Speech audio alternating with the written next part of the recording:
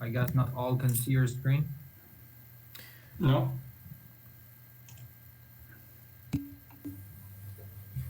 Fine. Okay.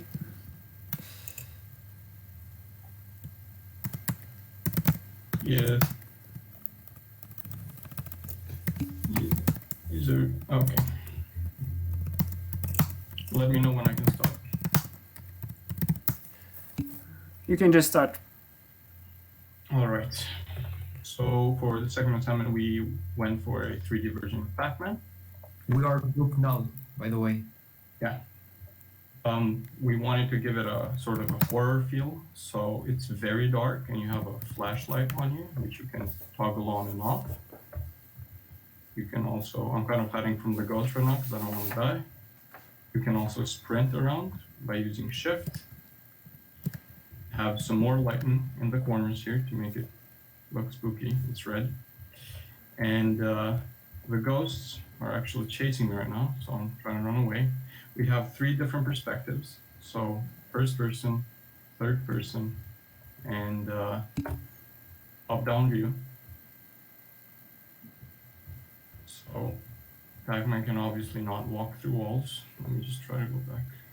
You can't walk through walls. And the ghosts are actually using pathfinding to chase you. It's stopping because its search time differs. We try to make some of them smarter than others. If you're really close to them, they kind of stop after they reach the point you were in.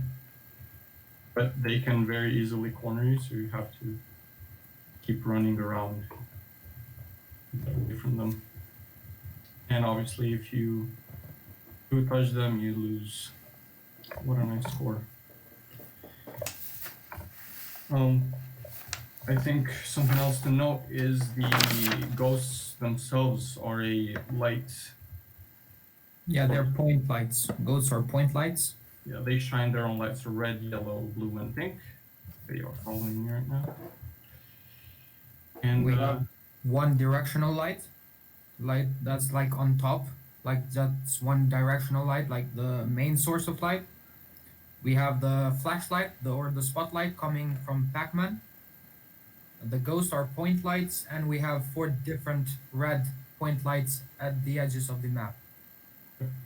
And they all have attenuation, so the lighting decreases the farther you move from the light source. Yep. I think that's about all we have to show. You can see attenuation from here because the flashlight doesn't really reach all the way until you get close. Oh. You can see it changing. I think that's about it for our project. Questions? Yeah, I think it was a nice solution. I think that this switch between views was very nice. Cool layout, nice with the flashlights and the lighting and all. So how is it to you mentioned in your future work that you would make a physics engine. What do you put in that? Yeah, I mentioned that.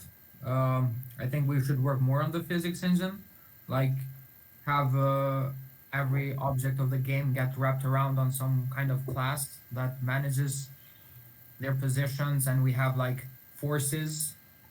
We have like a particle system going on. Mm-hmm. You know, because right now our implementation of collisions is really naive. We're just checking if the coordinates are like. And if the Pac-Man is in the same coordinate space as the wall. Yeah. If okay, fine, move. If not, just don't move.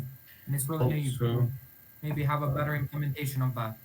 Okay, so to show, we also have sort of a developer console. So if you run with dev, you get this developer console, which we had it working at first. Then I broke it because I'm not very good at C++, and I really tried my best to make some sort of global class with static variables to hold these options but it just was not working. But yeah, I wanted to add enabling flight using no clip so you can go through walls, and God mode so you can't die to the ghosts.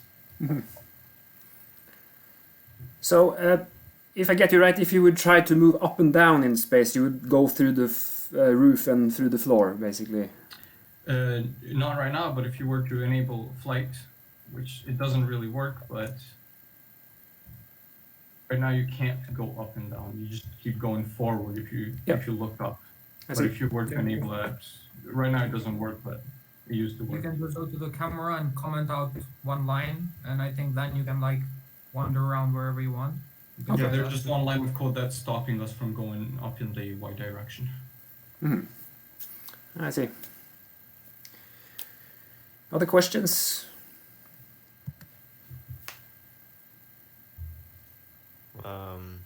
So in terms of gameplay, do you also have all of the win and loss and states ready? So I saw you could lose, but then you win. Just like in the first one. Did you try winning? Yes, you can win.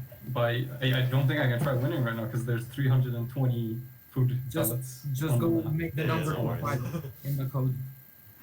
Or the it's just go in the code and change the line. It's in is it in level or game? Game, I think. Yep. It's in game. It's at the update.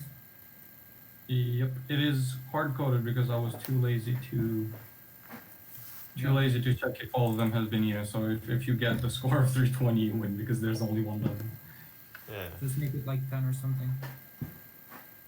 Here, I'll go with 5, and you can look. Are you going to ask your regular question, Leo? Before I take it. I mean, it's fine. Sure. Do you use delta time for update speed, or will Pac-Man be going 1,000,000 miles an hour on faster PCs? Yes, we use delta time everywhere. Good.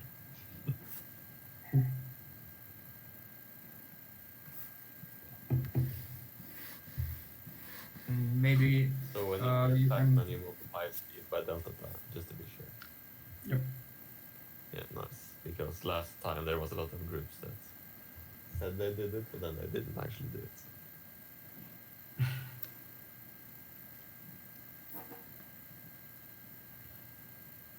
But yeah, nice. I guess what was the most challenging part of this project, and if you have anything you would have done differently, what would that have been? Gustav, do you have anything to say about that? Well, the initial setup, like just getting it up running, was like a bit more challenging. But once we had something showing, it just kept on adding and adding to itself, and it just became easier and easier working from that. The hardest problem for me was working in C++. I pulled my hair a lot. So, to follow up on that, so were you able to reuse a lot of the game logic from the first assignment? Was it modular enough that you we actually learned a lesson from the first one, and I think our second assignment has less code than the first one because we did a lot of stuff better, like collisions. In the first one we had a lot of hard-coded, like check if you're going left, check if you're going right. This time we just move it in one direction, check if there's a collision. If there was one, go back. So the code is way shorter, but there was. So you don't get stuck in the corners this time. Yeah, you don't get stuck in the corners this time. We fixed that. And also, I saw you went for a continuous space again. Is that just because it was cool in 3D, or? Yeah, that was cool in 3D because there was the idea of just doing not continuous, discrete space, but that didn't feel normal to a 3D game that you play from first person. It might have been okay from the top-down view, but then you have the first-person view. Yeah, nice.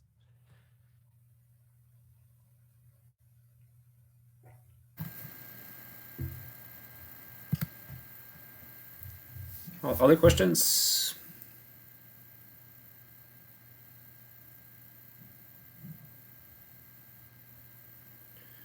Okay, so nice. Thank you. It's a bit hard to make an applause in this medium, so we'll skip that one. But well, thanks. Yeah, we can do like that. Yeah.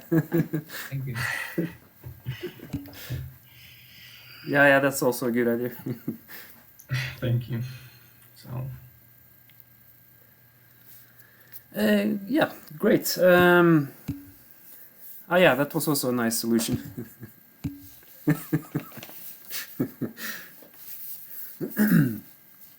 Okay, so then the next group is CN. I wonder if there was one guy there asking a question about how you share screen. Is that right? Yep. So I can just share mine maybe and just show you how to do that.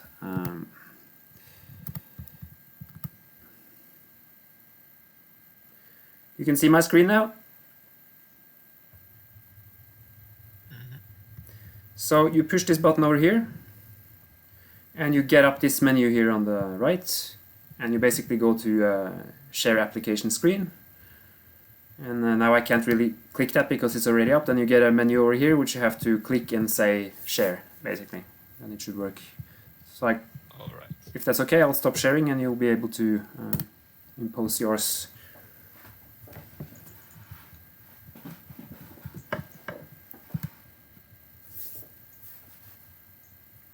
Let's see, testing microphone. Can you hear me?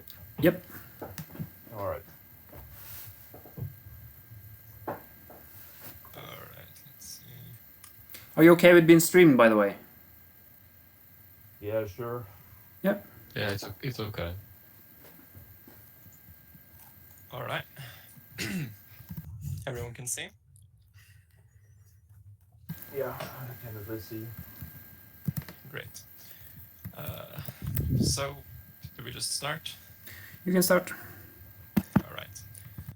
So, doing the same as the first group, just showing, first of all, menu, level selector. Maybe What? group name first, please. CN. So yeah, first thing we see, the ghost stops. There's the model for it, but yeah, it's an AI that is a bit buggy, so it sometimes works with AI and then stops, but stops sometimes in the beginning of the game. But regardless of that, we have implemented, as you see, the pellets which you can eat to gather points, the score menu, the lives, the lighting is there both for the Pac-Man and the Ghost. And yeah, we do not have any sort of perspective changes, but we do have the minimap on top, which displays different different things on the map based on where you are. So also you lose lives if you go into the Ghost.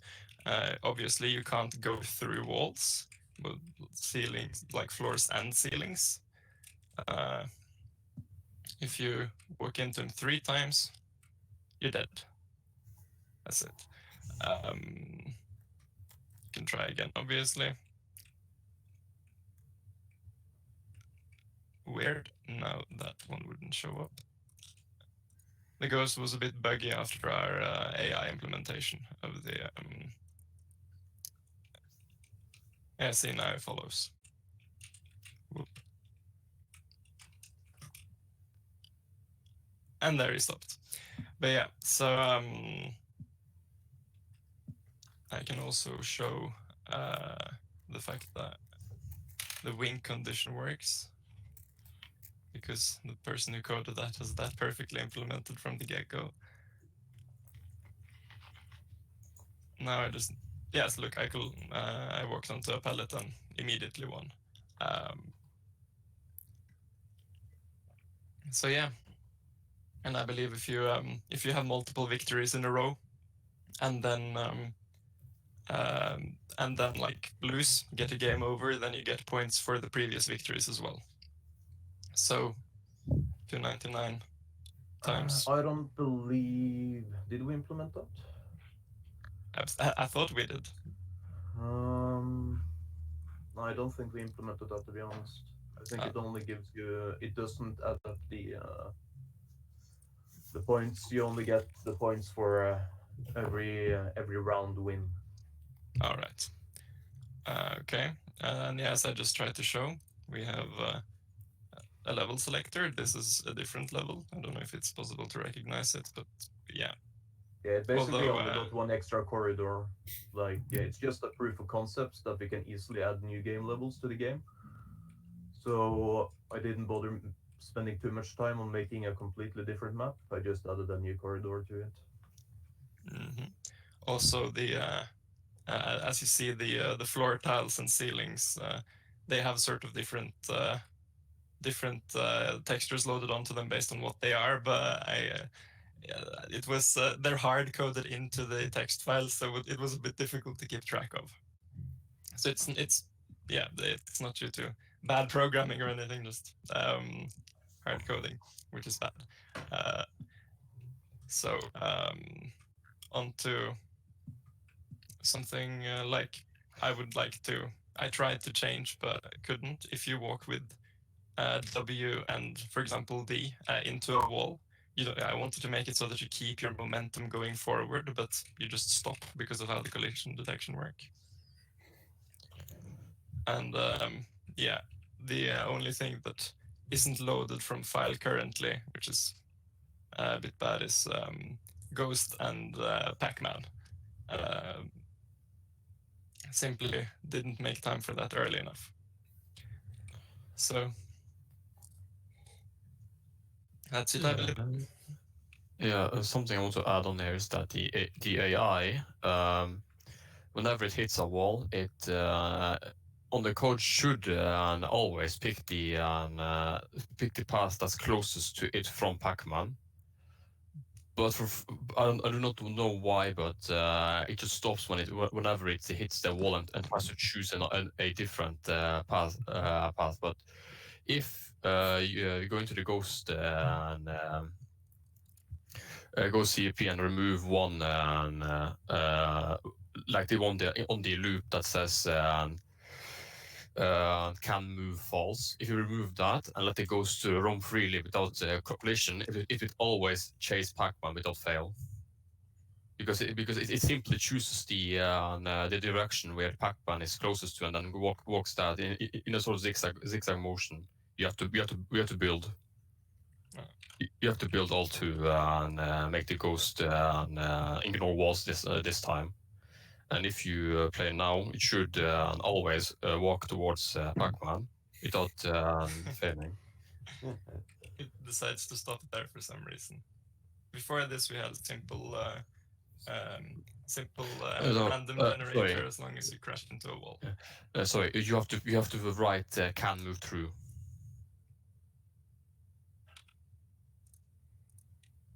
What? Go back to where you remove the Do you see the auto iter begin inside where it checks for walls? Not that one. You can take not okay. Sorry, where your pointer is at right now. Just remove the comment there.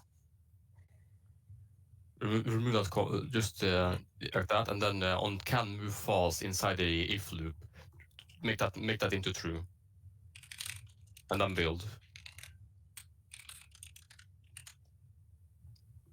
And then you run the game, and now it should move to Pac-Man.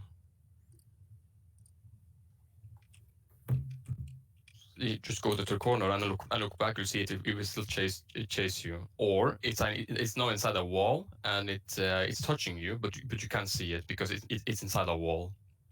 You see the lighting is starts there. Okay. It is. Yeah, okay.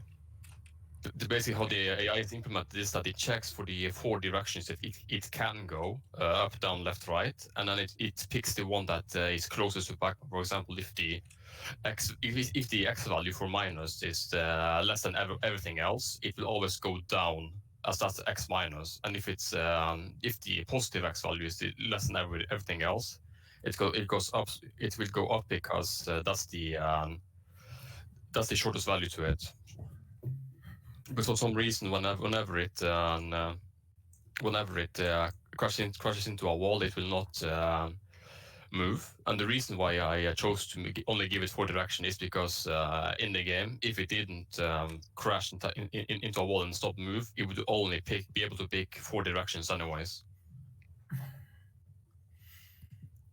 But that's it, I guess.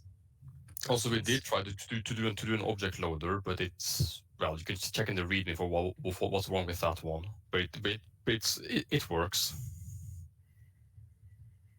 Sort of works. Yeah, it works, but it works, but it only draws triangles instead of quads. I don't know why.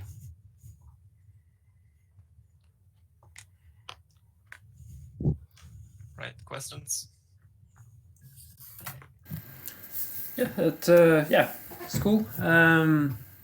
Nice that you know, cool ghost, and nice you cannot move through that you sort of cannot run through roof and floor, and that you have the possibility to move using both mouse and keyboard. So have you thought about implementing, like we saw on the previous one, this toggling between views, for example, or have a view where you see Pac-Man in the image? Definitely, but the my focus was first of all the minimap, and then if I had time for it, I'd try to implement it. But I guess the like just really positioning the camera view to being on top wouldn't be too challenging. But yeah, it became difficult to prioritize. Yeah, and I also think the minimap is a nice solution. I think that's basically what it was, what you were asked to do. So it's probably be a bit easier if you saw the pellets in there. But anyway, you have a way of maneuvering. So yeah, I guess that I tried to run through it. It was a bit, at least on my computer, a bit difficult to move through it because it was sort of you know, tumbling a bit. So you had to aim for the pellets. So I don't know if that was intended or. It wasn't intentional. Like we were planning on making it so that you could slide with the walls when you touch them. So, for example, you wouldn't be stuck there completely, because right now the collision says that if you're even touching a wall and you're still going in the wall's direction, you just stop completely. Yeah. No, but that wouldn't be so funny. Yeah, it wouldn't be so funny if you then saw the ghost with that scary ghost coming right after you when you were stuck. Well, if pellet collision is the issue, then just increasing this value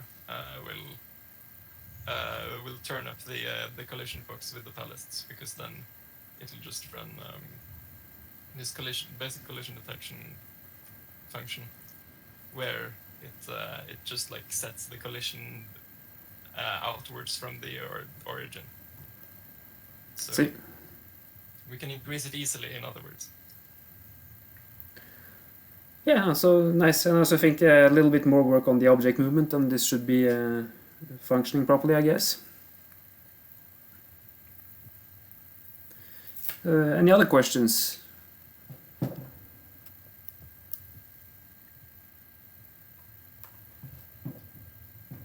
So what would you have done differently if you are going to do this again? And also, were you able to reuse a lot of the code from the first assignment in terms of the game logic? Well, I can start with reusing, because the level loader, the way the level is loaded is essentially pretty much the same. Just of course that it generates in the 3D area. Other than that, things are pretty new. Well, I guess also the animations, like everything related to the 2D map, is quite similar to the first assignment. But what I would do differently is make Ghost and Pac-Man loadable from file. That was on the list, but I couldn't make time for it. I should have started with it earlier, in other words, and also make it so that, of course, as I mentioned, if you walk with sort of a diagonal momentum into a wall, then you would just keep your momentum in the direction that is not like it doesn't collide it. So like just walk straight forward if you walk diagonally into a wall.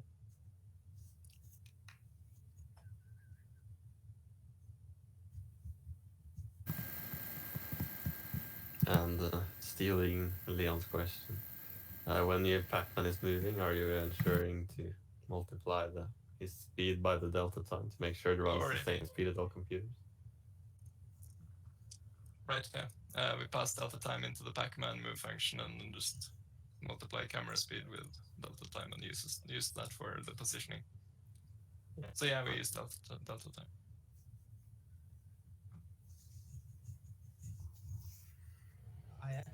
Very good.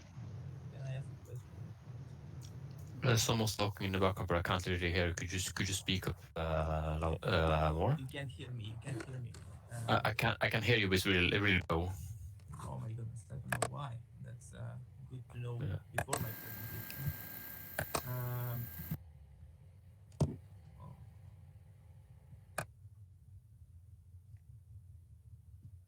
What's the question?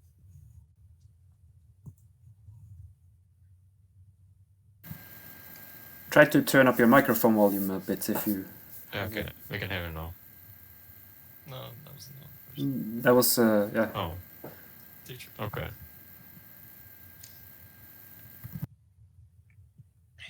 Where's the case? You can write it. Okay, can you hear me now? Yes. Yep. Yeah. Okay, so my question was like, you have this feature where you spawn different like tile texture depending on whether it's turned or just a straight line. I was wondering about how did you implement that? Did you implement that hard-coded, or does it kind of checks whether it's a turn or not? No, it's hard-coded because in the level file there's ones and zeros for walls or tiles. So what I did was I made a new texture out of the wall texture, and I told the code to have a lot more cases than everything, so it looks a lot duplicated in the level loader file. And then I told it for case 7, you have this texture for case A, you have this texture for case B, you have this texture for case C, you have this texture. Oh, I see. So it's like the case 3 is turned right, case 4 is turned left, and so on, right? Yep. Yeah. So the level 1 wasn't completely done because I forgot to run through it to check for any errors. So I didn't actually implement it because I'm the one who did the texture. So if I went through it, I could just fix the things in the level 1 file. And also, when I made the texture, I overlooked that when I tried to rotate what I made to, as for example, when I made the one that goes vertically, I just rotated. So I rotated the one that goes horizontally, but if you look closely, you can see that there is some error or some oversight from my part. So it's kind of white at some ends of the texture. So I'm really sorry about that to my group. I see. That's cool. Thank you. Yeah. Can I also ask a Any other question? questions? Yeah. Yeah, sure. Go ahead. Are you loading any other objects beside the ghost, like for the map? No other objects, but No, it could easily be done. It's just pallets, the walls, ceiling, floor, and the ghost. No, but like 3D objects. No, but we could just do it by making a model object and then hard coding the position of it. But in this case, we have the model inside of the ghost glass, so we just pass the object and texture into. Right. So we could do it, but it didn't really. I kind of want to add like a gun or something for fun, for game mobility, right? But it didn't become prioritized.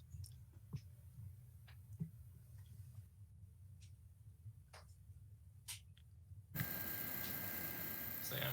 Another question?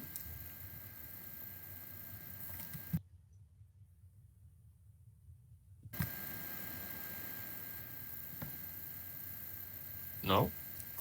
No more questions? Okay, that was nice. Thank you. Yeah, that was. We can move on to the next one.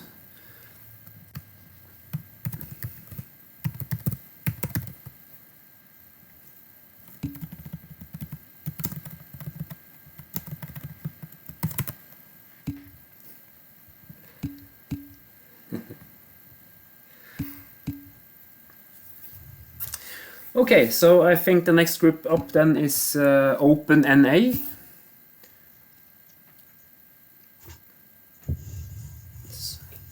Yes, that would be us. Is my voice clear?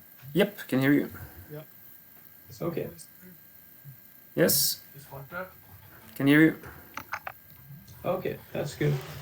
So for our project, we didn't go for a 3D Pac-Man. We wanted to just test different implementations we could do with just with OpenGL. And so we just worked on a testing branch where we built rendered objects and toyed around with it. And it was quite fun. So for the game part, me and Espen worked on, we implemented collision and a hierarchical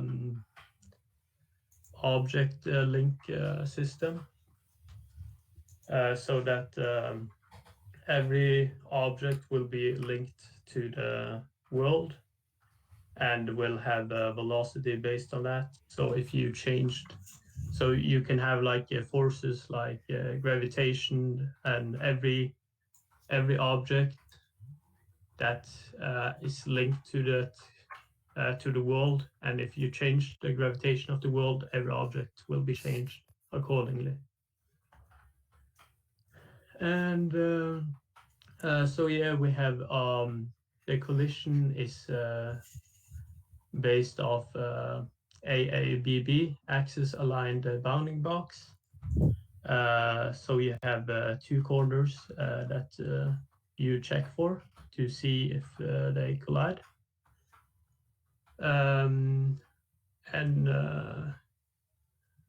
So the limitations with the axis aligned bounding box is that you can't really rotate any of the objects. So that's something I would change. Have another type of collision if I had time for that, where we checked for all 8 corners. And that's about it for the game engine part. And we have then the lighting part Eric made. So my job was to make the renderer, and I feel like it's important to talk about it, since even though I'm really proud of my team, like what they've done is they didn't make it easy for themselves. Visually speaking, it doesn't show the potential of the renderer, since it is really easy to use. Like you just tell it to add models, textures, or spreadsheets and shader code programs, and it will keep track of it. You give it a handle just like you do to OpenGL, and by reference, and it will be updated. Or I haven't implemented a feature to delete models and stuff like that, but it will be updated to an invalid value when you delete stuff from the renderer. It supports up to 16 point lights at the moment. You can just tell it to add a point light. You can edit it and you can delete it. And just like the models, you give it a handle and some values like what color the ambient and diffuse and specular light should be. I support directional light, and it can also be added and deleted and edited. You don't give it a handle because I only support one directional light because of I just at the very end started working on shadows and frame buffers. So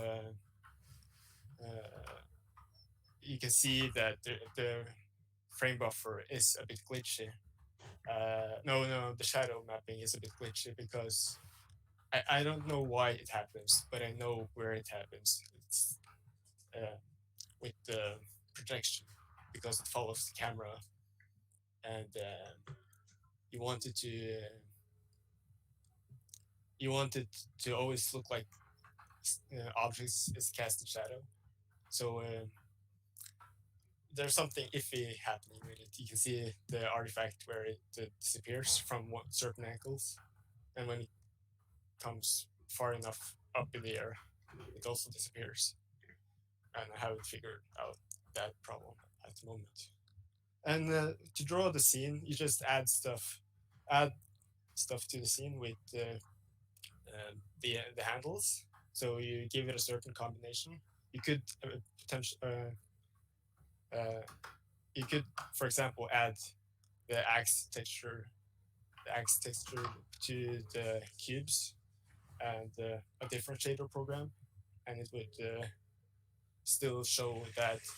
And you give it a transformation with certain position, scale, and rotation. Oh, sorry. And when you're done, you just say draw scene. It will remember everything that was supposed to be drawn and reset the list of things to draw. So it should be pretty easy to use. And the renderer doesn't support meshes, but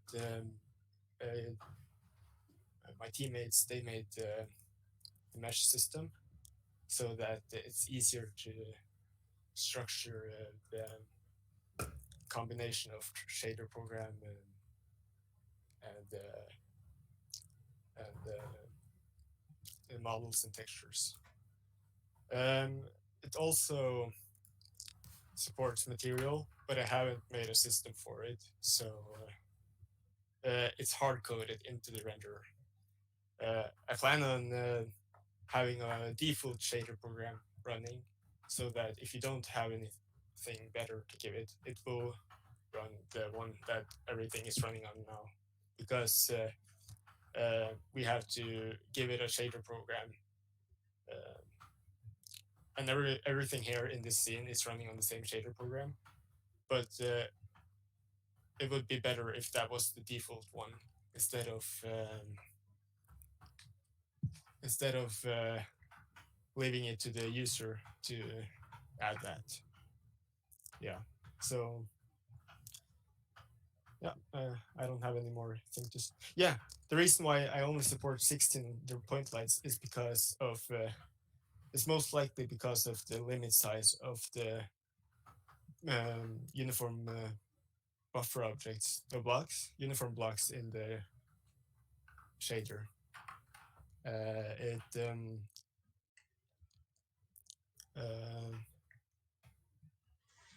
I have yeah, so I would have to learn how to memory map if I were to increase the cap of point lights in the future. Yeah, so that's it. Any questions? I think that was really interesting. It's you took the challenge of having a curiosity task. You have also implemented things that we didn't explicitly ask for, like shadows. You also used tree structures, as I understood. Yeah. So that's pretty cool. So nice. I have a question to this shadow. You used a shadow mapping, right? Yeah. So how did you do the projection? The projection is what is it called? Ortholinear? Oh, the orthographic. Is that the one you used? Orthographic, yeah. Yep. Yeah. So that's the one I used. So yeah, so the question is why it's disappearing. Of course, it's yeah, it's difficult to use shadow map if you have point lights. So that's probably why you haven't looked at shadows when you have point lights. Yeah, you would need 6 more. You would need to render the scene 6 more times. Yeah. Yeah, for each point light, I would assume. And also, probably a perspective. I think with point lights, it's also quite hard to deal with shadow maps. So you'd probably use something called shadow volumes or something. But I think with spotlights, you could do with perspective. So I understand. Okay. Have you thought about? Did you Yeah, use? Sorry. Yeah, you can. Yeah, with the point lights, you as he mentioned, you need 6 directions and render it to a cube map, basically. Ah, okay. Yeah. I believe Use that's shadow what map, we did yeah. for our project in this, right, Carl? Yeah, that's what we did.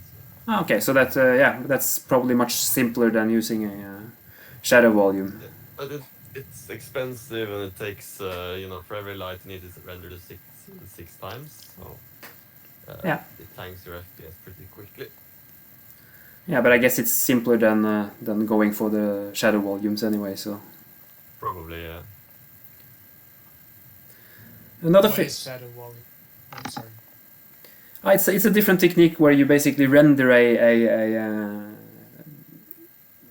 volume of its own where the objects are in the way of the light source cast the shadows, and then you basically use, for example, a stencil buffer to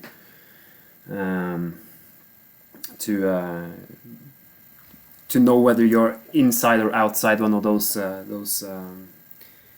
shadow faces, basically. It's described in the lecture notes if you're interested. Okay.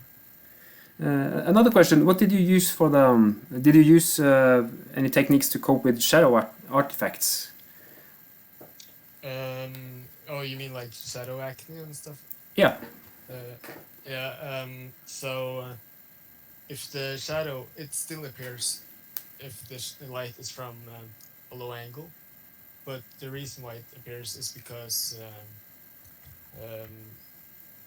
so I rendered the scene twice, and 1 pixel might occur on several or on a big distance of the surface if it's from a low angle. Mm-hmm. So you just ignore it to a certain degree. I don't remember the math to it because I was using the internet as a reference. Because I think that's you can set this it's this bias that you can set when you compare distances, and you also have this sampler to the shadow. I don't know if you use that one. You have this particular it's a particular sampler for shadows. Yeah, maybe. I don't remember. No, but this is really nice. So I think it's cool that you implemented shadows. That's yeah, really a challenge. Thank you. You also have a self shadowing? Sorry? You have yeah, no, I know it's there, yeah. Self shadowing, like the axe cast shadows on itself, but I just saw that it's there, so yes. Yeah.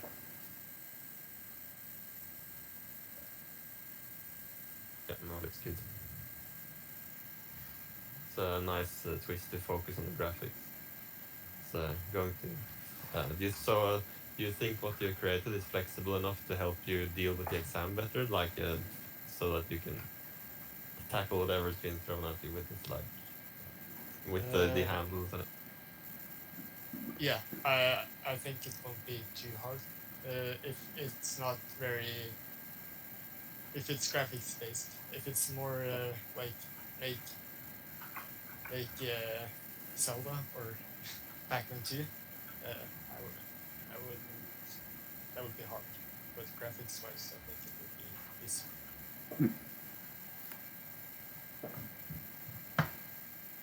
Because it's not hard coded. The light sources we added is we have like input callbacks, so we just hard code that when you press G, and it will enable or disable the light sources, which are hard coded in the game, not in the renderer. So we have 4 or 5, 4, light sources at the moment. But adding one or removing one or changing the color isn't hard. You just change the values in the game.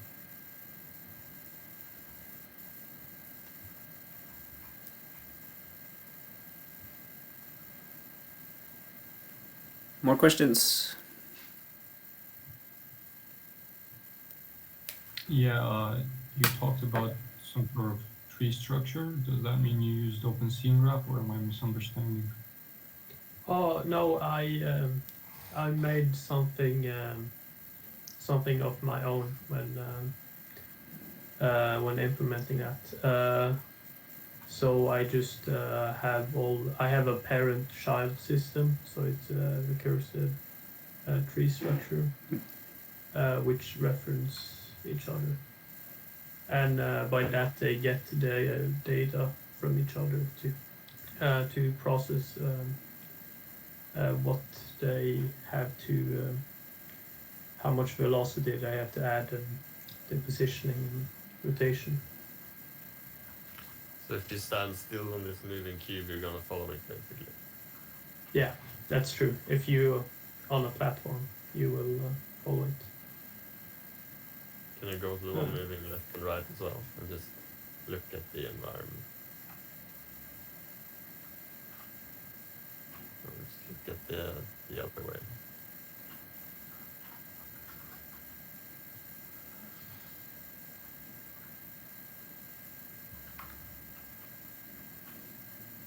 So, and then look at the axis.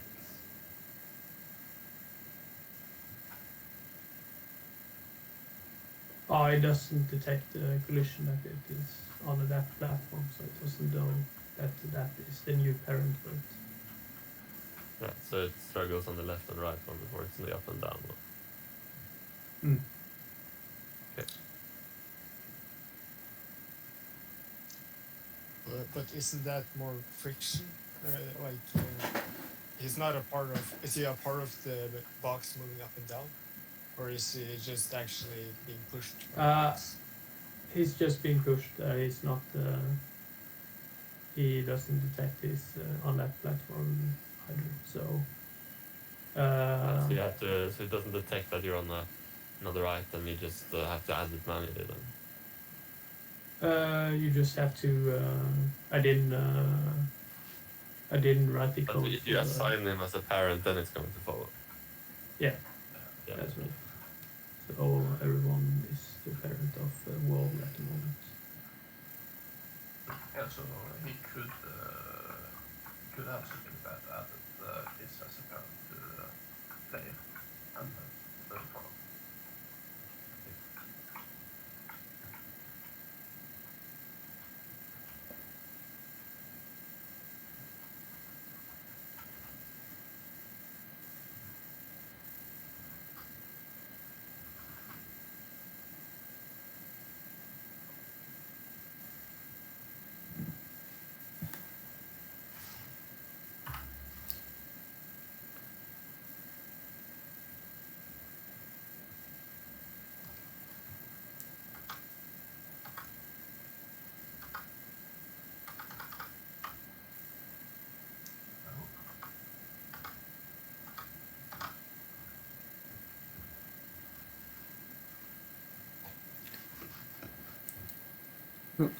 Other questions?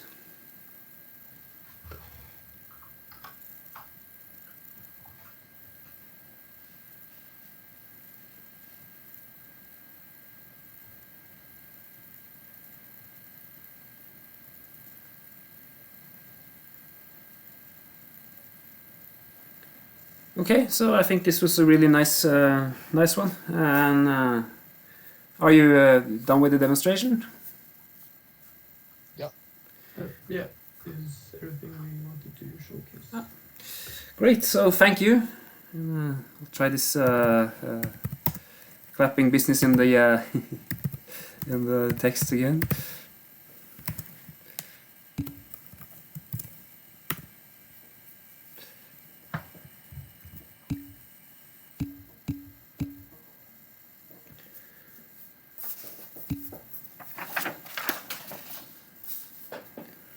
Okay, so then the next group is still one man. So, great.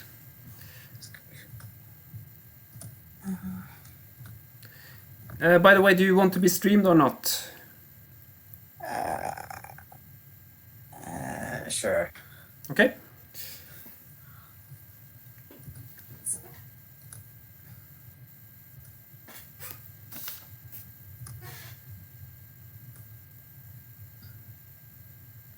Am I sharing now? Or... Nope. Oh, there it is. There. I just want to get at least one thing straight. I can't read, so I thought the deadline was 12 close to midnight. So there's a lot of small kinks and problems that I was hoping to use the 12 hours worth to fix, but you know. So like last time, I still have high scores. The only difference is that now they actually will write out and in. I just haven't bothered playing. In this Pac-Man, you're a little ladybug. And one of the things I was supposed to be with the ladybug is that the spots on its back was supposed to change depending on how much life you had. And obviously I haven't fixed direction either. It's also supposed to be a type of horror game. I wished I was able to make it a little bit darker, but I wasn't able to do that.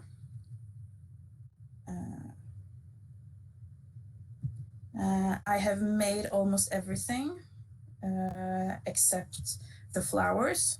The flowers are the pellets, by the way. And the apple, which is the fruit. And the lights you see in the distance, that yellow light is at the big pellet. Instead of blinking, it lights up yellow, like a sunflower. And when you eat it, you're supposed to be daylight. And that's when you can eat the ghosts. And after wasting a certain time, at least it's supposed to, after a certain time, it's supposed to be dark again. And every light is turned off. So the apple isn't working anymore. The ghosts are also supposed to light up. There's the ghost, a block. It's supposed to be a jellyfish.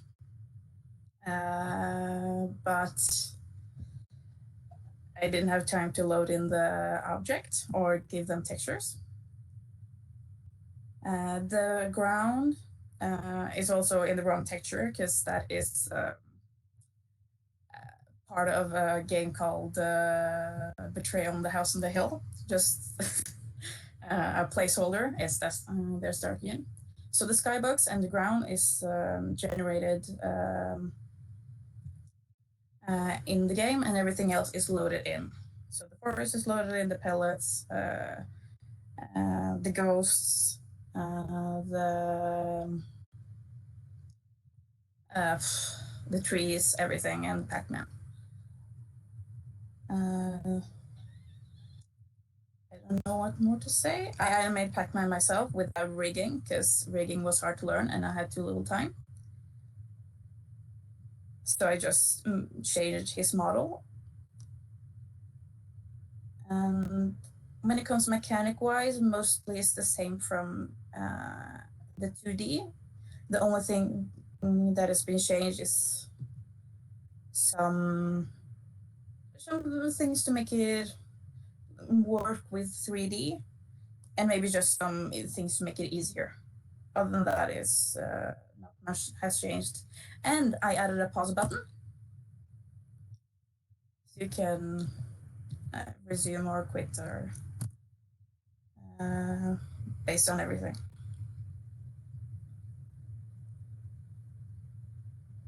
I think that is everything I want to show. I'm not sure.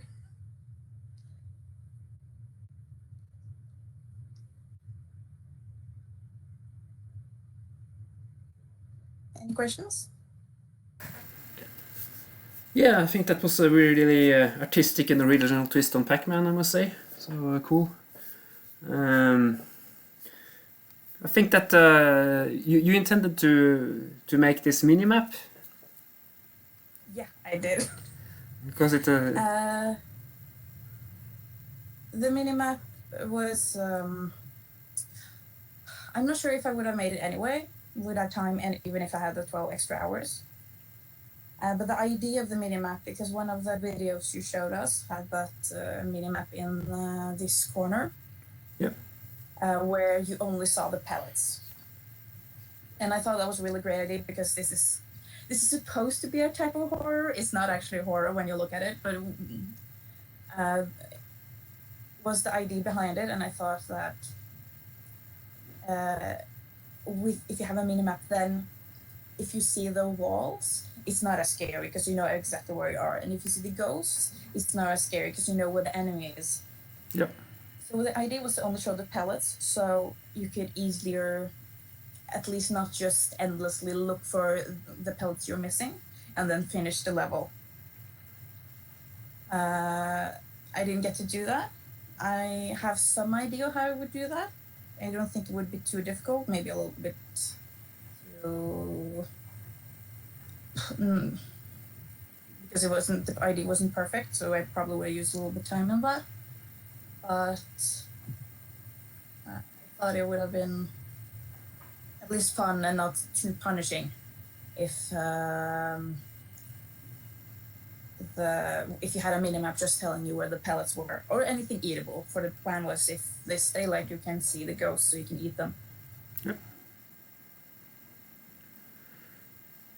I also noticed I tried to play through it a bit, and it was quite some lag. So it seems to be quite some heavy,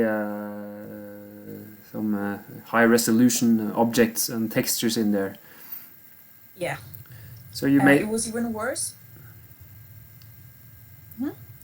I was thinking about if you thought about mip-maps or ways of reducing. I tried back face culling. That failed a lot. I wasn't able to get it to work properly. It will only cut off, so it would only draw one of the rectangles, even if you saw them. So you saw half of everything, or every face. Yeah, that didn't work. Originally, the bushes was actually much more high res. It was one I downloaded myself, or found it on the internet.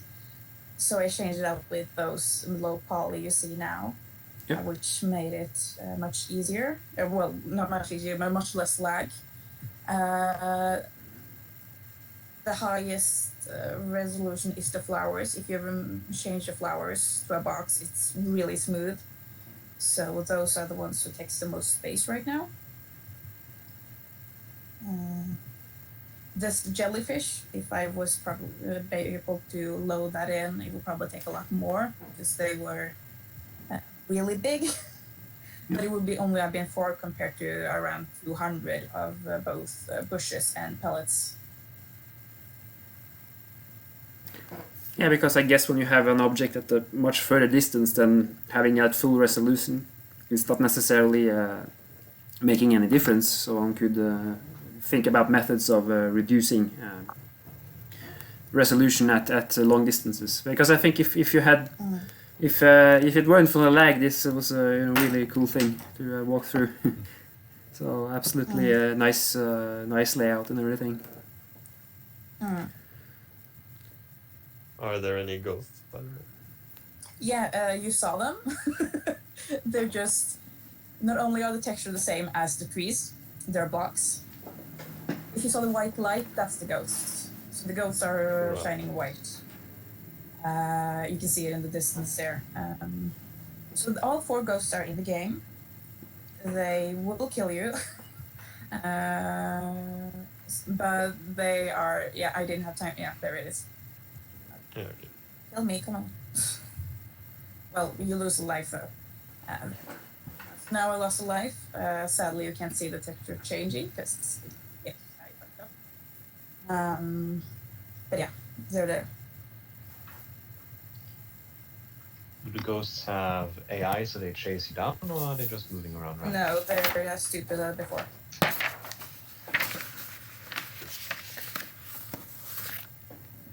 Do you have a pause menu as well, so you can go back to the main menu? Yeah, you showed that off. Yeah.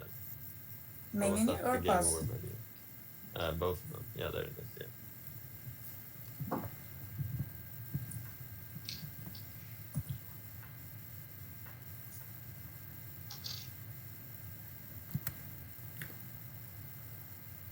Audit, do you have any question?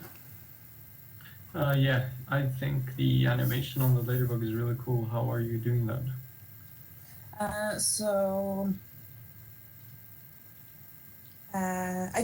like I said, I wasn't able to rig because I tried to rig the jellyfish first, and I noticed that Blender doesn't have. Well, Blender has some easy rigs you can base off, but it's based on either humans or normal cat, dog, animals shapes, and both ladybugs and jellyfishes are not normal animal shapes.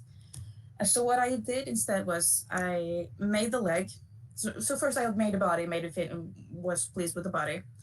Then I made one leg that I was pleased with, placed it around the ladybug, and I knew I needed 6 frames because I had, or it's not properly in the game because I fucked it up there. The place where jellyfish are supposed to spawn is actually water.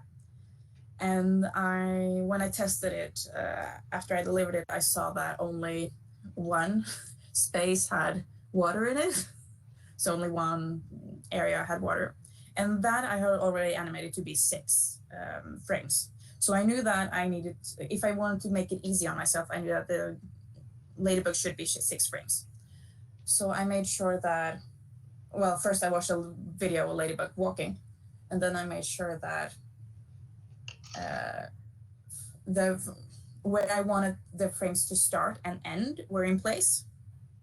And I just have to move the leg between. So it was 1 when it's at the front, 1 leg is the front, and 1 when the leg is in back. And then I have to have 4 more on top to move it front and 2 more to move it back. And then I have to copy all those around make sure that they were in the same frame to make the animation.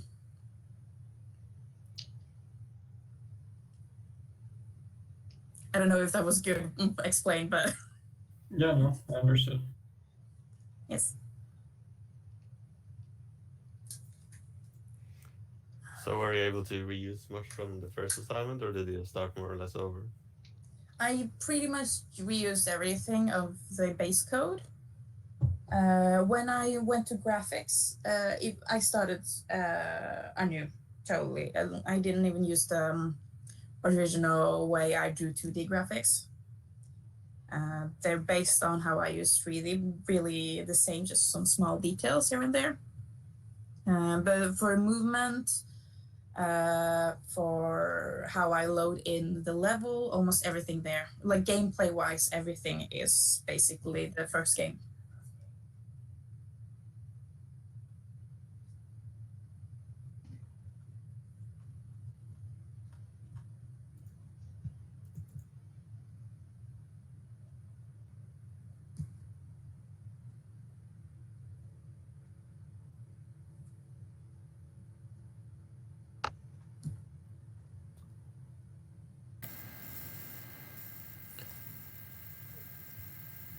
Other questions? I'm sorry, did you I use guess if this game will run the same speed on all computers, like is all the movement and all the animation scaled by the delta time? Movement is like the first version is still by the delta time. I didn't understand that you meant the first time that it was multiplied by something, because I have just an if delta time is above this and then minus delta, have this minus delta time. Right, so it's basically a tick then, so it's yeah. like a simulated way. but animation is not based on delta time, and the reason why it's this speed is probably because of the already so much like the animation is this speed is probably already because there's so much lag because there's so much going on. But it looks smooth now. So on a high-end PC, the ladybug will go 1,000,000 miles an hour Yeah. with its leg movements, but will still move the same speed. It will move the same speed, but yeah, it will look like it's Sonic the Hedgehog. Right.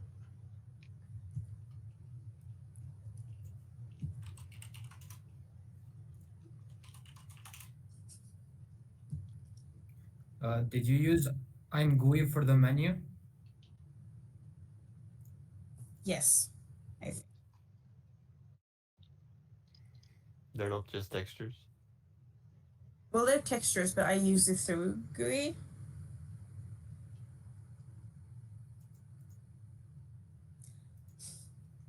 So you use IMGUI image then? Yeah. If I've understood it correctly. Like library, like the immediate mode graphics library for graphics interface. So do you call IMGUI : image to show the images? Yes, I think. Because I use the same. It's basically the same as to the 3D. Just need to look at it. Yeah, it's, yeah. I don't. Just I'm good at copying and trying, but I does because I don't always understand what I'm doing. I think you did it with your own textures and not with the library, but that's fine. Mm. Not a problem. From what I can see, there is no including of IMGUI, so. Yeah, okay. No. So I tried what works. Yeah, well, it still works. Yeah. So I'm not really good at theory. Just warning you there. Just try what works. Yeah.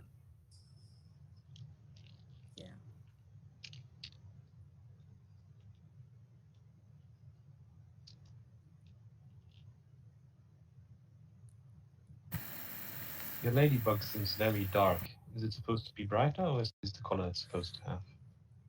Let's see if I can find the textures.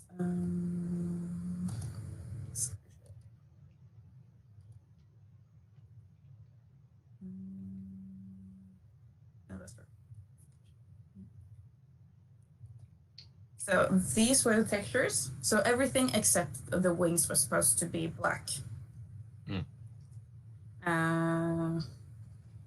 And obviously there's nothing wrong since everything is black. Right, I see. And I'm not sure if I forgot to put light on a ladybug, because it might be that it's on 0 or 1, or if there's something wrong with how I loaded in the textures. I'm uncertain. I didn't have time to check that. Right. Right. Yeah, okay. Thank you.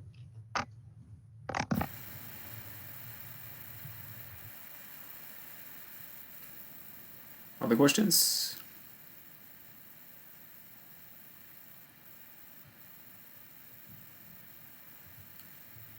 Oh, that was great. So thank you for your presentation. Yes. End.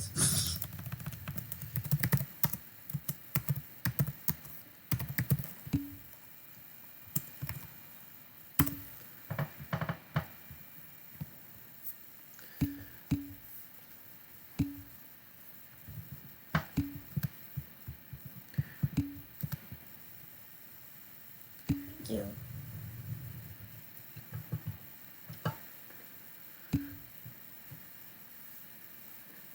All right, so then the next group is Elpak Manu. Hello, can you hear me? Yep. Hello. Hello. Did I make myself a bit lower volume or high volume? I don't know. No, I think Okay, so you think it's alright? yeah, if anything, you should be a bit higher maybe, but yeah, I think it's. It's just I know that my fans are a bit loud, so I don't want to blast you with the noise of my fans going. I completely understand. Okay, let's see. So here's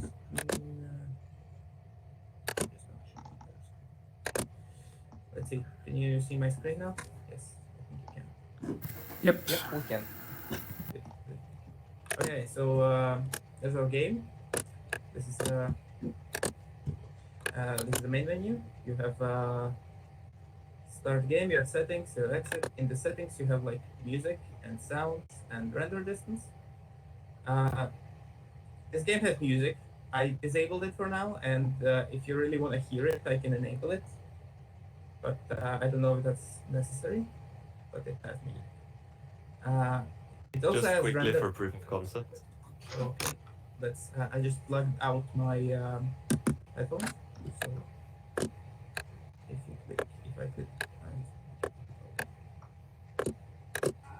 it has music and it has sound effects. You can hear it, right?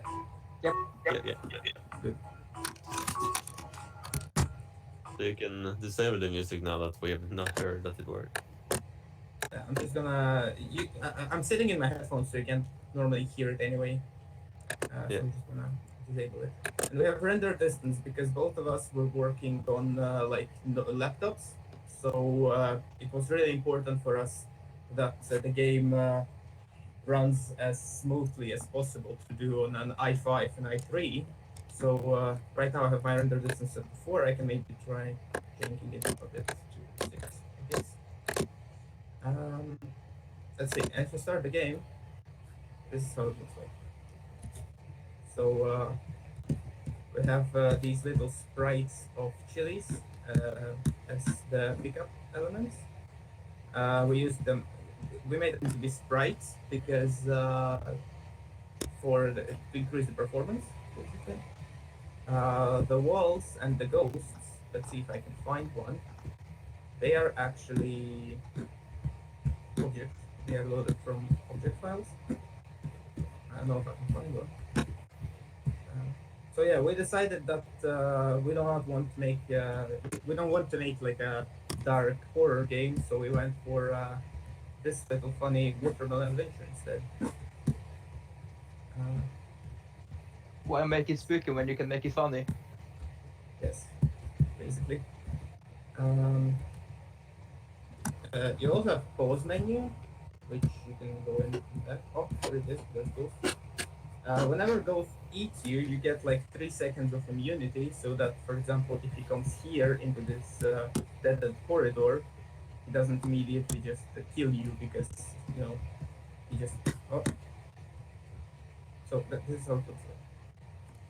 I can start again. We have multiple levels. So if you eat all the chilies, which I'm probably not going to be able to do, you move to the next level. If you want me to demonstrate it, then I can just rename the map file. Oh, that's how Ghost looks like. I can rename the file and then we can look at the second level. You can already see that the game lags a little bit on my PC when there are ghosts. It runs smoother when there's no ghost because the ghost has many more polygons compared to the walls. Yes. Let's see. Everything uses delta time. Well, everything that moves at least. So this should run normally any performance PC. Let's see. What else is there to say?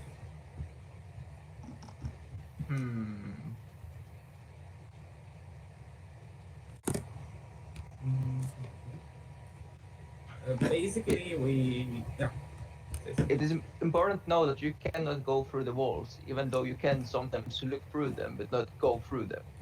Yeah, like there's a little bug. If you try really hard, you can like click through the wall, but you can't go outside. So It basically uses the same tile manager from the previous Pac-Man game, but it's just a bit improved to work with 3D environment. It's generally a bit more flexible. Whenever a ghost moves, you can see that he's a bit lagging behind sometimes, but that's because he actually that's because of how we correct his position if he gets stuck in the wall. So before it looked like the ghost was inside of the wall, and that just looked very gimmicky. So we have decided whenever he reaches a next tile, he is teleported to the middle of the tile, so it looks normal. You know, not whenever, but where he's in, whenever he's not in the middle of the tile, he just gets teleported into the middle of the tile. Yeah, Kind exactly.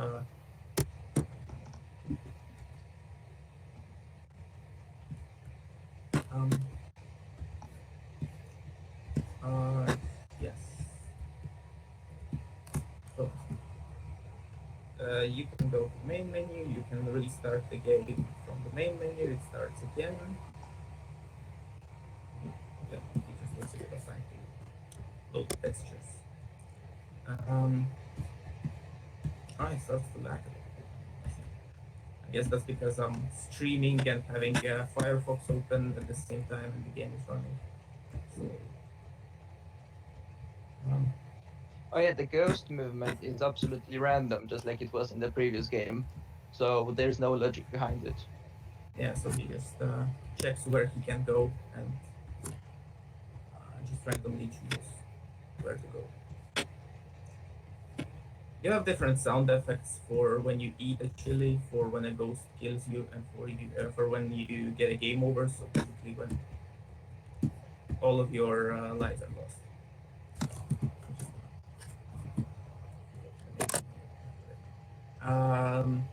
Okay, so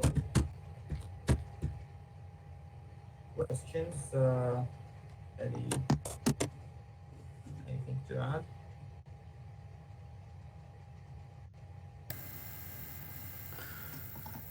I think this is a pretty refreshing and funny Pac-Man version, I must say.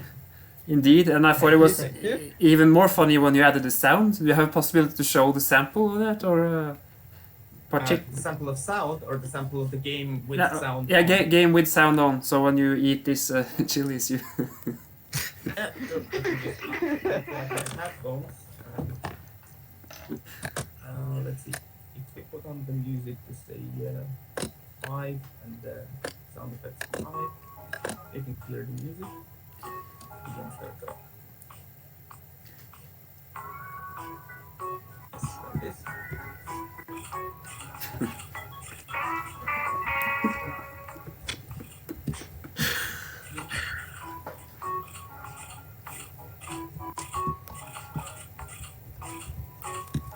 Let's see if I can get a game over as well, so that you can hear the last sound effect as well.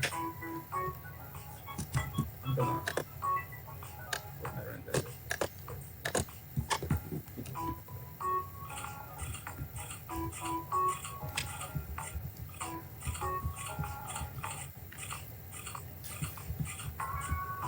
Oh yeah, the game also has hidden mechanic. If you're too close to Ghost, your FPS just goes down, so you know you have to be slightly careful. Yeah, yes, that only happens on the low performance PC. I guess.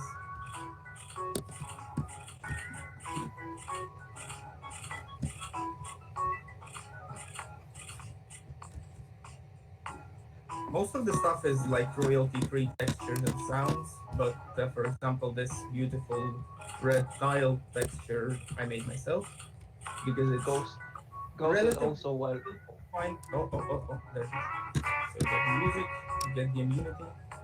Let's see if I can get one less hit. So, yeah. Ghost was also self-made because it was deceivingly hard to find a good object for Ghost. Yeah. So it's very niche. Oh, see, somewhere here. wait. It's like a metagaming.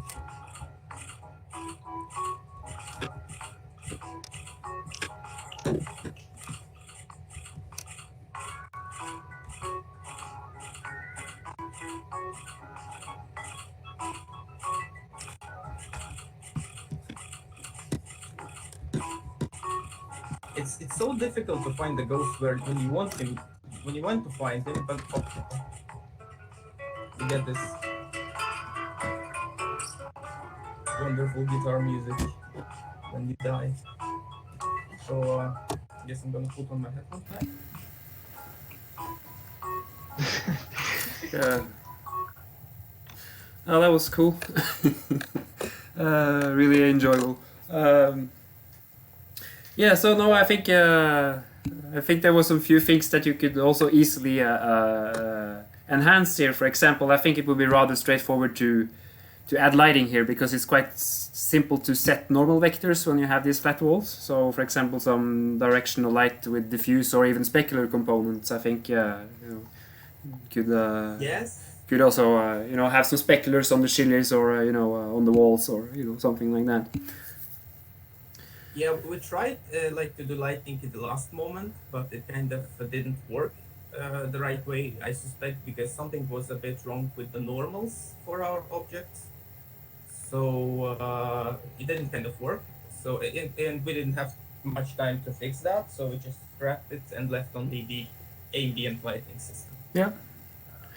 I guess normals on the walls you could mainly set quite simply because they're basically always standing along one of the coordinate axis directions. But I guess the chilies are a bit. The chilies are the object you loaded, or just something you sprites? Just well, chilies is just a sprite, so yeah. It's basically hard coded like two triangles. Yeah, okay. But it generates two triangles and then moves it wherever you want it. Yeah. So it's like a model, but just hard coded and like flat. I don't think the threshold to put lighting on this is too high, so that would probably be even more heighten it even more. I think. You also mentioned that that new maps can be created by adding maps.txt. Yes, we have this maps folder, and there's two maps right now. If you were to create a new map and call it map 3, and then just change one constant value in the code, the max level, it would work. So it only requires you making a new map and. But would that be 2D? So that's 2D maps, right? You wouldn't be any. Yes, that's just the same map as in the previous book, the same map structure as in the previous assignment. Yep. It's just. Any thoughts on? Because the tile manager was almost the same. Mm-hmm. Like tile manager is one of the things that we managed to scrap from the previous assignment because most of the actual graphics stuff was better to be redone, but the tile manager was just pure movement logic, which would be just mostly copied and pasted, and somewhere it was a bit tweaked, so it works better. And we fixed the wall hugging issue as well. Yeah. So yeah.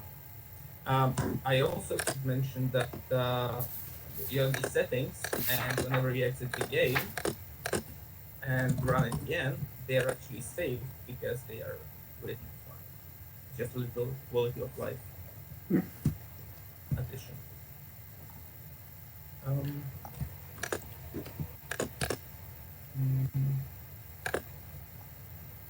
So yeah, I guess that's it. Ardit has a question. I was just interested in knowing what library you use for the sound because we couldn't get that to work for us. For the sound was like surprisingly easy. I'm using the Irklang library. It's a proprietary library, so you have to do a bit of trickery with implementing it, not compiling it, but linking to it. But yeah, it's called Irklang, and it's quite simple to use. You just basically create a sound engine, and then you say you like tell the sound engine to load sound from file, and that's it basically. I think I can show you the code if you want to. No, that's okay. I've seen the code. I just couldn't like link to the library. I wasn't sure how to do that. Yeah, that's just find the tutorial. It's fairly easy.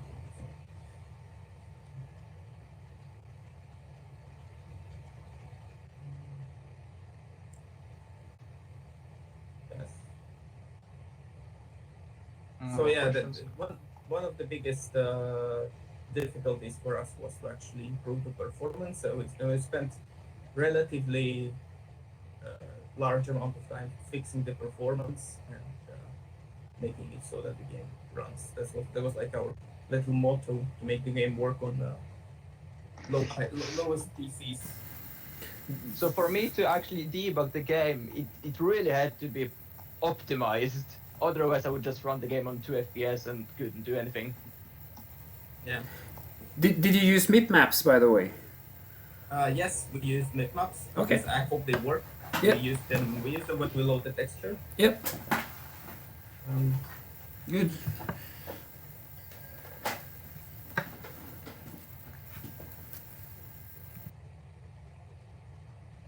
So yeah, I think that's it then. No questions. Other questions? Anyone?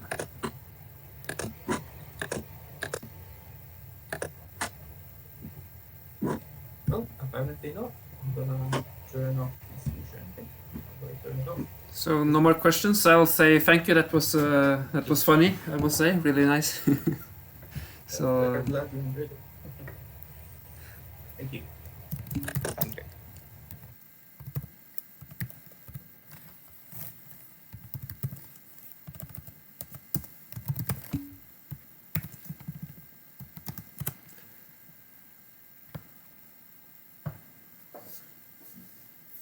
Okay, so then we have one more group to go. It's pack makers.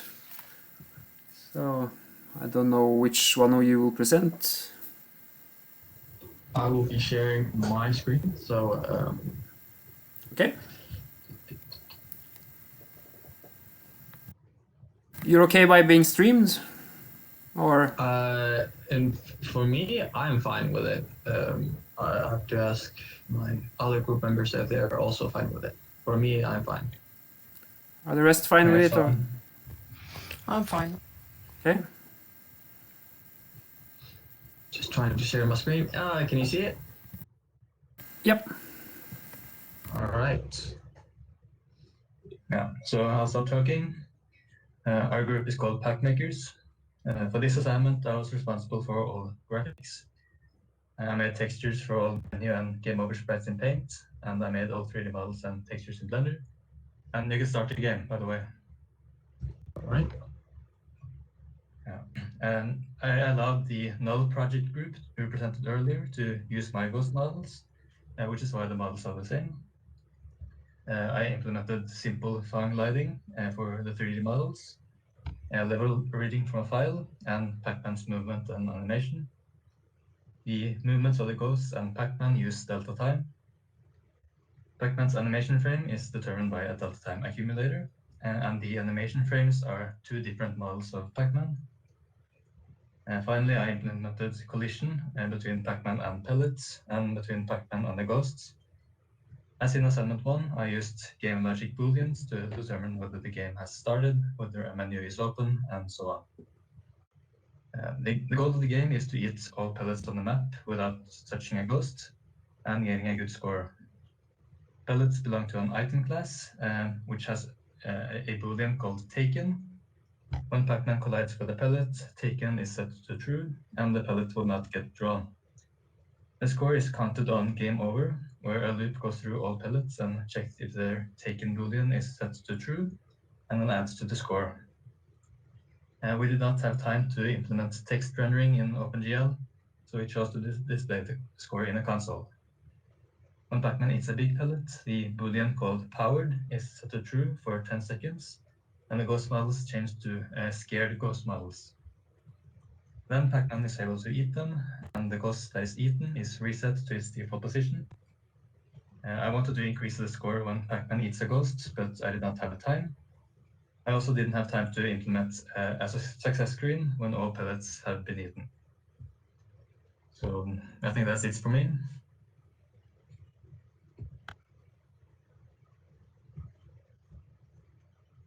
I think it's your turn, Ronny. Yes, hello. I did implement A-star path tracking for the ghosts. If I don't have like a very operatable, but I have a proof of concept. If I can share the screen. Yeah, then I will have to stop to share mine. Yeah, you can. Yeah, it's okay. But we managed to get the ghost going with a path from node 2. Can I share? Yeah. Yeah. That's video. I don't have video. I have to share the screen. Where do I do that? I can down to the right menu. You have this box with an arrow coming out of it, right? Yes. So click that That's one. the screen. Yeah. And then you get the options. So share application screen is one of the options on the list to the right. Okay. See that one?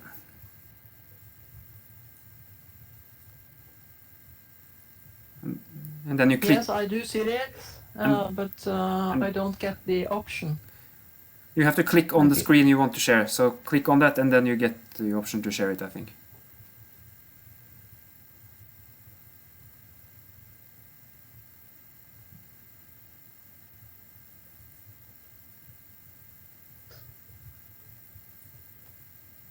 Is it on? Not yet. No, it's not clickable. I get up the screen and it's, but it's not like responding. Okay, so if you click on this screen in the menu where you have chosen your entire screen, right? You see this one? Yeah, I can see it, but it's and it's there, but it is not responding on my click. So if you click on that, it doesn't give a blue button saying share. Okay. Yeah, but nothing happens from here. Sorry. It's my screens are locked. I can't move anything from here. Okay. Yeah, I can't even disallow it. It's I'm sorry. So something is. Yeah, I think it's as one said here. There's a connection problem. So. Yeah, I'm totally freezed my screen. Ah, okay. You have time to. Yeah. To read. I can try to get if it's any try to read movement here.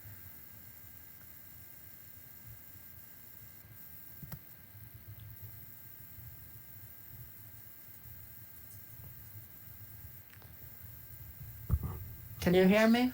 I can hear you. Yeah, okay, but because it's no response on my computer at all on the screen.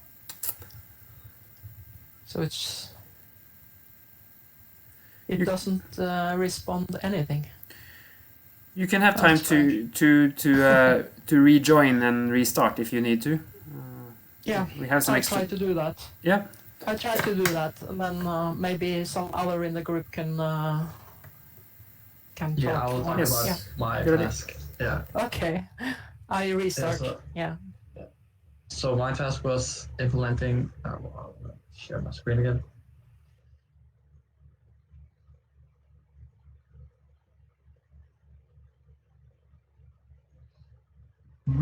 Can you see it? There it is. All right. So yeah, my job was to implement the wall collision, but I got it like somewhat implemented, but it wasn't like sometimes it collided, sometimes it not. I was gonna use it with like the coordinates position on where it was supposed to be drawn on, and have it so like two objects could be drawn on the same coordinates. So that was gonna be the colliding, but I got it working or not, so I didn't manage to finish it. And my other work was trying to like kind of refactor and clean a little bit and put a lot of the functions behind into their classes, because right now a lot of the functions and the variables are in main. So did manage to do a lot of work in that. So most of the work for this project lays on Vanya and Ludwig.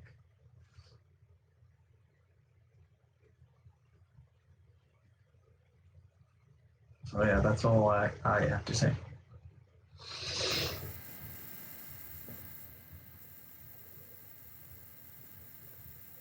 Yeah, I guess it's no, it's interesting. Have you thought about the first person perspective, like walking through hallways? We did think about in the beginning if we should have like a change or go from third person and first person, like going back and forward. Yeah. But I think we did not go with that. I think we maybe would have done it if we managed to finish this, and then we could have worked on putting like that as an extra work, but that didn't come.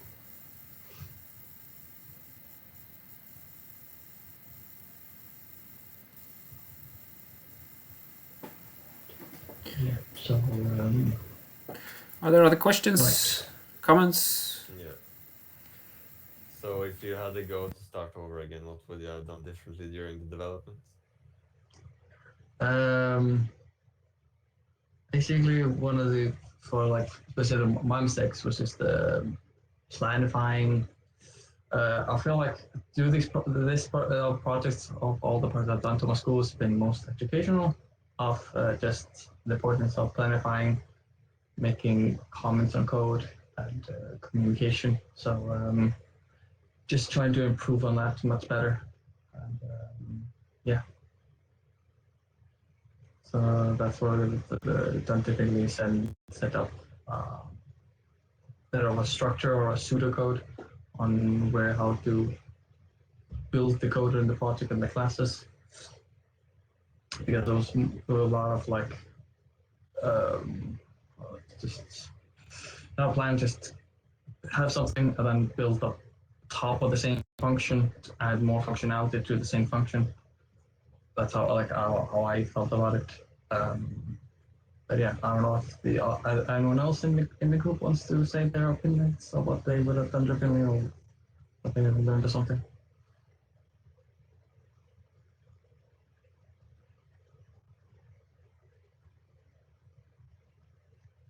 Vanya's not joining back.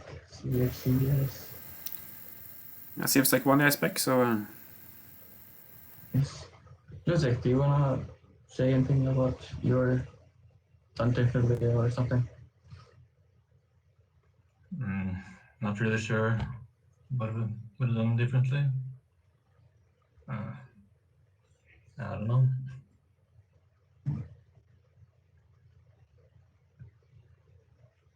To phrase it another way, then what was the most difficult part? And do you think you could have solved that part differently? Probably could have. Content-wise or coding-wise? Well, doesn't matter really, just to help you answer what you would have done differently, because it's nice to reflect on it. Yeah. In my case, is when I was trying to build my code, it was basically because I have to work with other members' code, and sometimes when you don't understand what they did, because maybe there's like a comments or wasn't a good communication between users, so I had to like study the code before I could try to implement and try my things and shit work on. And so yeah, I think that was maybe my biggest problem of getting into to the website of how to start my work from other ones on built top of other people's code. I could have improved the main file. It's quite long and messy, and we got some problems when we tried to move some of that code into separate functions. That caused some problems. Could have improved on the modularity of the code. Yeah, which I tried to do because from the first project, I made the classes, and in the first project, it was more modular. Keep classes at their functions and that build upon. But in this, was a lot of, we had like the main, then we had like a file called main functions, and basically the code that I was supposed to work with was all there and was all a lot into one. So if I started actually just working with those functions more than taking the variables and the functions from main into the classes and from there do my work. I think my mistake was not just, I should have taken the functions and the variables into the classes and then start my work from there. Because when I tried to use the functions that I already made, and if I did one change, because the whole game or maybe runs on maybe 4 or 5 functions, when it like in the game mechanics wise, it displays it's in a different file. But if I change something and fix, then nothing of the game would work. So it was very sensitive. So it was more like in the classes than different sort of change wouldn't broken the whole game.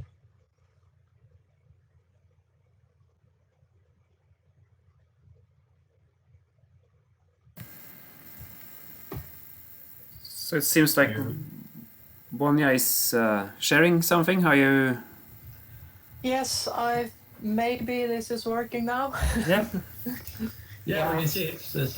Yeah, it's only the red. I've disabled all the other ghosts, so it's only the red ghost that I have been tracking, and I discovered it was a bug in the pathfinding code.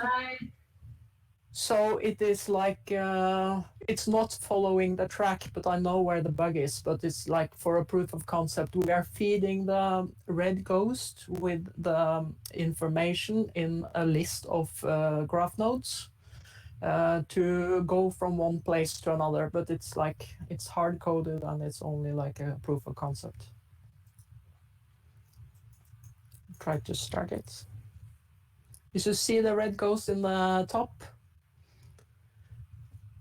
It's moving across, but the list that I track against is buggy.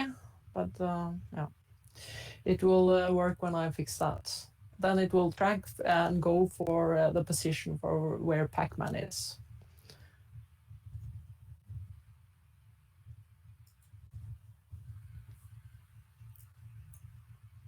Yeah, that was the demonstration.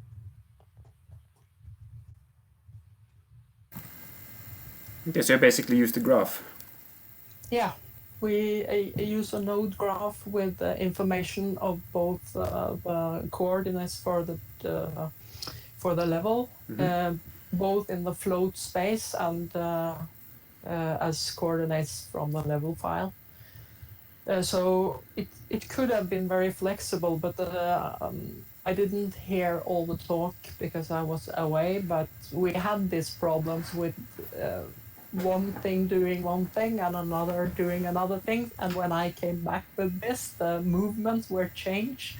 So I had a hard time trying to get it fit into the concept of movement in the game. But it's how it is now, it's very flexible. You can guide it either by the integer coordinates or you can guide it by the float coordinates. So, but it's built on making the whole game graph nodes conducted, and that takes some time to load it. So you might find some other ways to do that because we load each of the walkables from the level file. Yeah. I see. Any other questions, comments?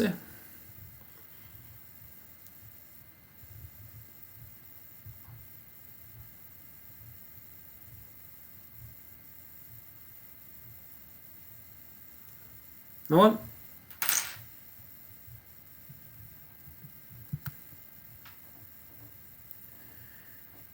Okay, so it seems like there are no questions, but great, so thank you also, that was nice. And yeah, that was the last group to present, I think.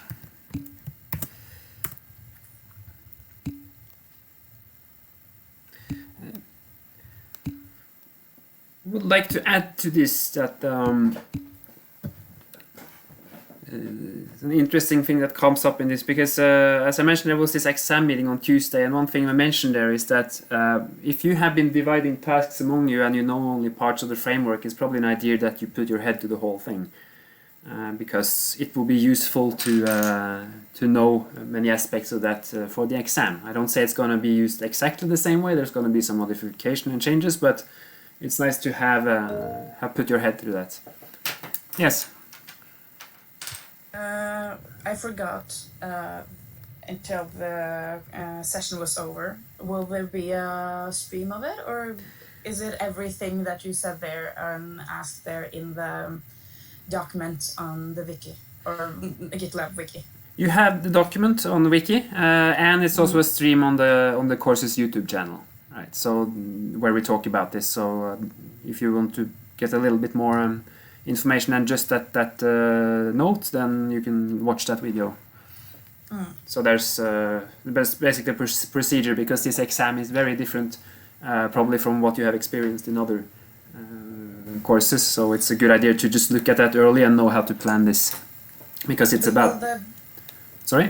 Will the video come up? Because there's no video when I can see now. I can see this stream, and then a lab. Last video was a lab. Which lab? Lab 7. And before that? Lab 7 in introduction. Ah, maybe some videos are unlisted. There's nothing from Tuesday? There's nothing from Tuesday.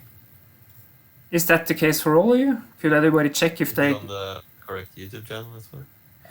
BPROG-Streams. Or is there a new one? If you click the link on the wiki page, you get directly to the 2021. There, I think. So there's a new one. No, it should be the same that's been on the wiki page from before. But when I click it, I see all those videos, because it's all the videos that belongs to IMT course for 2020. On the wiki, we only have a link to the PDF, not to the video at the moment. That's the link to the YouTube channel on the wiki. Yeah, I can't see anything past Lab 7 revision. Oh, really? There's only... there comes exam, but nothing else. Just exam information. Exam information meeting. It's at the Yes. very bottom, number 40. Yeah. So there you find the stream, and I think some videos here may be set as unlisted, but if you go into this stream, they should all be visible. I think maybe on BPROG, yeah. So if anybody has problems with this, I may make them public, all of them. But I think everybody should get these videos by clicking that link. Yes, thank you. Sure, no problem. Yeah, so you may go through that video and that document to prepare, and start early, because it's only 2.5 weeks left, so you know what to do. Yeah. So what is the next step about the assignment 2? Do we have like a code review, or do we get the results immediately? No, unfortunately, it's it's a bit of a daunting task to go through all this, so it will probably not be ready before the exam. Ideally, it should have been, but all of us have a lot of things to do, and this takes a lot of time, so I cannot guarantee that happens. And I don't think... I mean, code review was mostly for the first assignment, and you get some hints there, basically. So it's really up to the availability also of the teaching team, because we all have a lot of extra things to do, so it will be difficult to manage. Yeah, okay. Thank you. Other questions?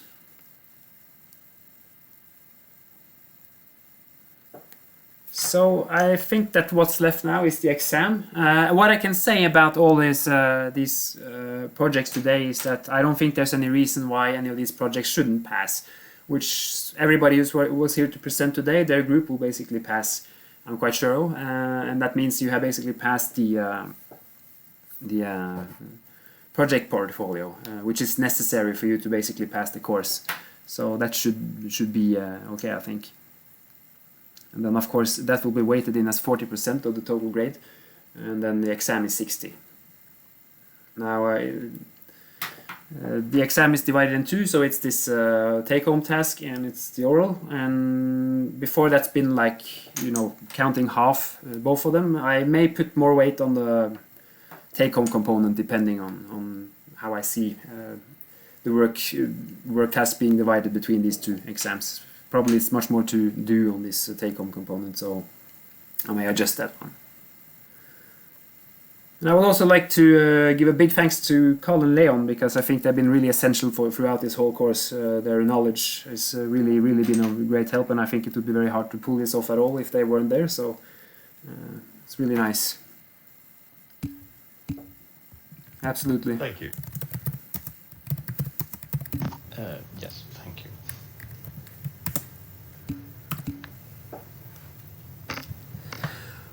Okay, so I think that what happens now is that you have to prepare for the exam, and I will on the day of the exam there will be a pre-exam meeting that will last 1.5 hours, where we try to clarify things and, you know, get all questions into place if there are any, and those sort of things. And if there are any questions or things you wonder about before that, we are still available in the same way as we've been before. So I can be contacted by mail if there is something, or you have Carl and Leon probably also able of taking some questions. They will also have to work on their bachelor theses, of course, so that they should get enough time to do that. That's important. So yeah, I think that we are basically at way's end with this this session, if there are no more questions.